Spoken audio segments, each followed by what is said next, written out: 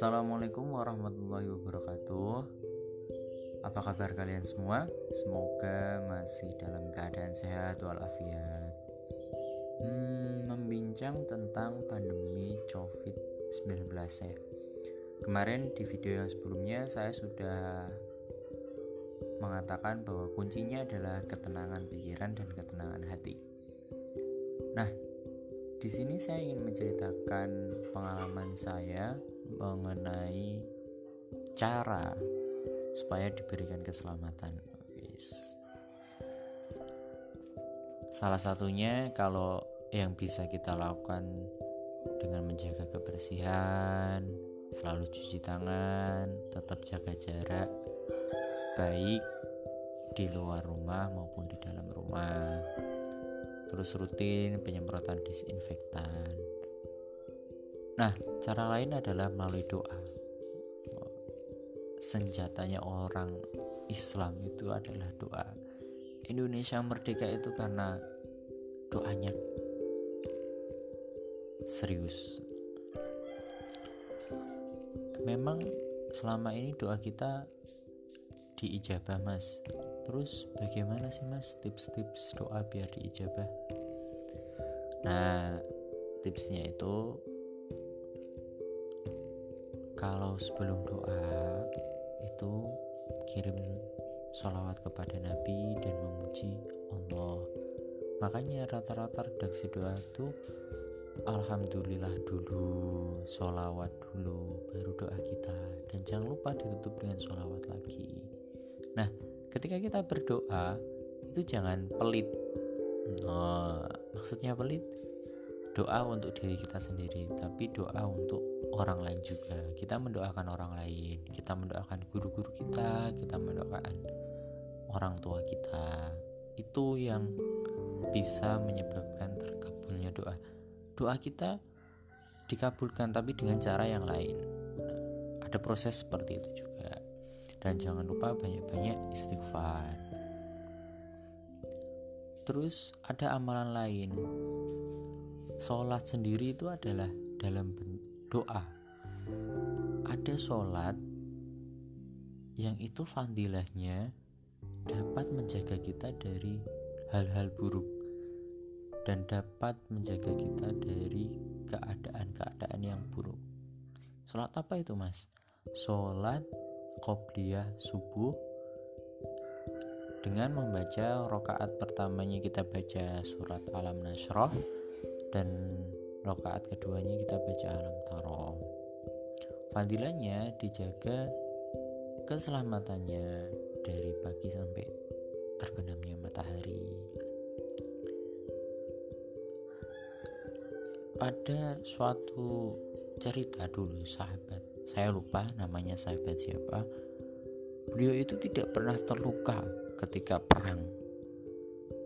Sampai-sampai malaikat Israel, malaikat pencabut nyawa ini bingung. Wah, gimana ini? Orang ini selalu mengamalkan qobliyah subuh dengan membaca Alam Nashrah dan Alam Taro. Bagaimana saya mencabut nyawanya? Dengan sebab apa dia akan meninggal? Padahal perang sampai segitunya saja tidak terluka, tidak terkuris sedikit pun. Suatu ketika dia berangkat perang, sahabat tersebut lupa melaksanakan sholat sunnah qobliyah subuh. Pada hari itu hari kematiannya. Kalau memang orang ditakdirkan untuk meninggal itu tidak bisa dinego diperpanjang atau dinego diperlambat. Tapi ada cerita dulu. Kok ada doa panjang umur, Mas? Panjang umur itu bisa dalam artian masa hidupnya di dunia itu berkah. Masa hidupnya di dunia itu sangat bermanfaat. Itu bisa dikatakan panjang umurnya. Panjang umur itu bisa diartikan beberapa hari yang lain juga. Nah, sholat sunnah qobliyah subuh itu selain pahalanya itu lebih banyak daripada seisi dunia ini. Wah, orang yang sholat sunnah qobliyah subuh itu sangat kaya. Tapi memang untuk melakukannya itu sholat subuh coy, sholat subuh aja kadang itu kawanan lillahi ta'ala atau sholat, atau bila bisa diplesetkan orang bisa sholat duha tapi pakai kunut mas karena dia melaksanakan sholat subuh tapi konto. Apalagi ini qobliyah, berarti dia harus bangunnya minimal pada waktu adzan dia udah bangun, karena waktu sholat subuh itu waktu yang sangat sempit seperti waktu sholat maghrib. Makanya Tuhan itu, Allah itu memberikan ganjaran yang baik, yang banyak. Terus bagaimana dengan sholat subuh mas? Sholat subuh itu ya lebih utama lagi. Nah, saya dapat amalan ini itu dari dulu ketika saya masih mondok di Kudus. Almarhum Yai Ma'ruf Irsyad, almarhum Yai Ma'ruf Irsyad itu ketika mengajarkan di pengajian kitab Riyadhus Shalihin hari Kamis malam Jumat di Masjid Kalgawen Janggalan, itu selalu disampaikan, dan sekarang itu ditulis di buku Zadul Muta'alimin. Nah, saya sendiri pernah mempunyai cerita qobliyah subuh dan memang dijaga keselamatannya. Tapi kalau memang pada waktu itu takdir itu kan ada yang bisa diubah, tidak diubah. Kalau memang pada waktu itu takdir saya itu memang kecelakaan, tapi tidak terjadi luka apapun, cuma luka memar sedikit kayak kita kepleset jatuh gitu loh, ketika terus ada darah mengucur, enggak, cuma luka sedikit gitu. Ceritanya pada waktu saya berangkat kuliah dari rumah ke kampus, rumah saya Demak, kejadiannya di jalan Genuk Kaligawe sebelum Terminal Terboyo. Jadi kalau dari arah Genuk sebelum Terminal Terboyo itu saya mengendarai sepeda motor kecepatan sekitar 80 sampai 90 km per jam. Keadaan jalan ramai lancar. Nah, posisi saya berada di belakang truk, di sebelah lajur kanan. Belakang saya juga ada truk. Nah, saya akan mengambil lajur kiri, tetapi ketika truk tersebut tiba-tiba mengerem mendadak gara-gara ada di depan itu ada truk dari sebelah kiri ingin naik ke jalan. Akhirnya kan truk di depan saya itu mengerem mendadak. Wah, karena mungkin jaraknya udah terlalu mepet, meskipun saya udah di posisi sebelah kiri, spion kanan saya mensenggol bak truk tersebut.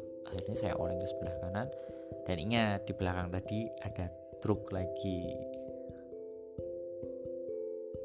Saya posisi sudah jatuh tersungkur menghadap ke arah truk yang di belakang saya. Dengan kecepatan segitu saya sudah pasrah, sudah mengucapkan kalimat La ilaha illallah Muhammadur Rasulullah. Kalau memang truk tersebut tidak bisa mengontrol kendaraannya, ya udah. Tapi alhamdulillah truk tersebut dapat mengontrol laju kecepatannya. Untungnya saya tidak jatuh ke sebelah kiri.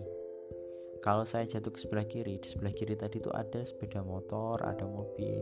Ketika itu saya jatuh ke sebelah kiri, otomatis terjadi tabrakan beruntun, dan itu mungkin fatal. Tapi kalau saya jatuh di sebelah kanan, terus dilindungi oleh truk yang ada di belakang saya tidak ada yang menolong, tidak ada yang berhenti. Saya mengambil motor saya, terus mengendarai motor saya lagi. Dan alhamdulillah motor saya tidak ada yang pecah, tidak ada yang mungkin di ada satu sedikit lecet di knalpot yang bagian ujung belakang, tapi itu nggak masalah. Terus saya merasa wah ini bahaya banget tadi gitu. Selang beberapa saat ketika saya masih mengendarai motor, ada kayak semacam darah menetes di lengan kanan sebelah siku. Saya mengira itu adalah darah yang mengucur karena benar-benar kerasa dan itu perih banget. Saya menepi terus melihat siku saya yang sebelah kanan, ternyata tuh hanya keringat, tidak sampai darah. Alhamdulillah saya sangat bersyukur, dan itu memang the power of Qobliyah Subuh. Ada beberapa kisah lain mengenai the power of Qobliyah Subuh, tapi saya ceritakan lain waktu saja. Oke. Semoga ada manfaatnya di tengah pandemi corona ini. Kita istiqomah Qobliyah Subuh, membaca Alam Nasyrah dan Alam Taro. Kita akan dijaga keselamatan oleh Allah Subhanahu wa taala selama 1 hari full. Kalau meminjam dawuhnya Mbah Sya'roni, kalau kita menceritakan sebuah hadis dan itu memulai fadilah-fadilah tertentu, pasti itu akan dijaga. Tidak insya Allah lagi, karena hadis itu memiliki nilai kebenaran dan Quran itu juga memiliki nilai kebenaran sebagai dasar dalam Islam. Banyak salahnya saya mohon maaf. Wabillahi taufiq wal hidayah. Wallahu a'lam bishawab. Wassalamualaikum warahmatullahi wabarakatuh.